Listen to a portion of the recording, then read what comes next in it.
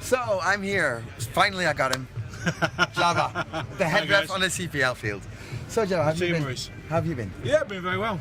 Well, we missed you in the first event, and of course Kenji brilliantly took over for you on that Kenji's one. the man, yeah. I know. You can't fault Kenji. I know. So tell us, what's this year? How do you feel about this year? I mean, you've watched, of course, probably a little bit of the webcast. Yeah, I saw the webcast one day of the last event. Yeah, it was good. The webcast looking good, the refs looking good. You know, I feel positive for the rest of the year. It's going to be good.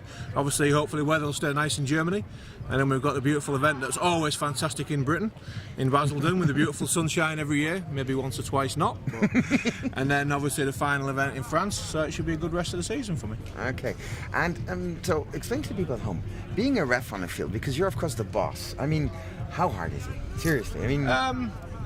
It's difficult. It's not hard. It has different elements. It has elements of fun. It has elements of hard work. But the main thing is the actual discipline of being a referee. You've got to remain the same at the start of the first point on Friday, all the way through to the final point on Sunday. You've got to keep the same mentality, the same motivation, and the same skill, really. So. And the activity, of course. I mean, yeah. to get players.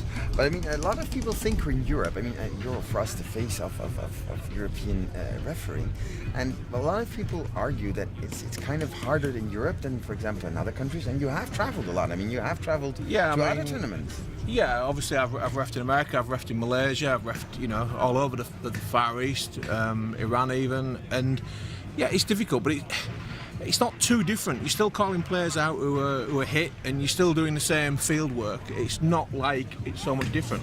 The rules change slightly from different, sets to another, but it's still the same work. Still the same work. And how hard is it for you guys to adapt when a rule changes? Is that difficult? Because you have been doing it's easy. I mean, it's like anything else. It's like learning to drink left-handed. The first few times you might make a little mistake, keep going to the right, but then you can learn to go left-handed. So if someone says to me this rule changes and it's this, then obviously we put a little bit of effort into it, we make sure, and obviously my job as the head ref is to remind everybody what they're to do. So, I keep them in order. And so, does it happen a lot? People have been asking these questions. Does it happen a lot that people are changed places on the field? If you're not happy with one of your refs, you will immediately, of course, take action and change that person. Yeah. If I'm not happy with the referee, then obviously my first course of action is dealing with the referee individually. Mm-hmm.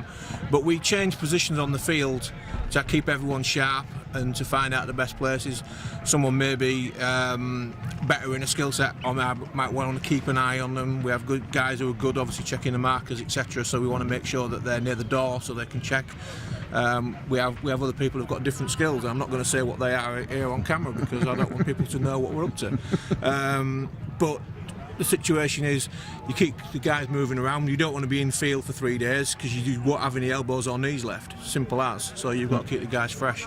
And all that is part of my job to make sure that if someone's struggling a little bit in a position, maybe they've picked an injury up from doing a dive in or something, then we're going to make it right for them. And of course, the last thing is how physically it's very demanding to be on the field. But then again, how do you try to work that out during the years? I mean, do all these years? I mean, where does physically it gets more difficult to get on the field? I mean, it gets more difficult. I mean, obviously, I'm not what you'd call a svelte individual, so but it's difficult. But just because you're a sizable gentleman doesn't mean to say you can't pull in there and get the calls out. The biggest problem I'll find, like a lot of inexperienced refs, not here in the Millennium, but elsewhere, is they go for a 3-day event and think it's the same as reffing a 1-day event.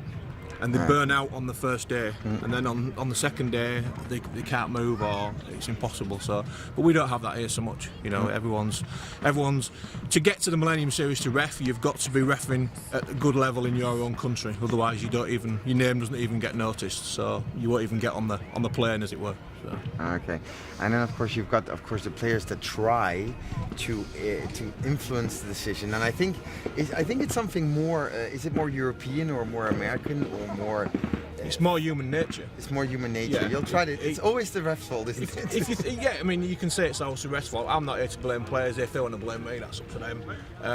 But the situation, as I see it, is that obviously it's difficult to blame yourself sometimes, whether you're a player or a ref. So it's easy to blame the next person along. And if that happens to be me or one of the other refs, then that's who's going to get the blame. But I don't do anything lightly. You know, if I make a decision that's obviously a massive decision, then it's not just come on a spur of a moment.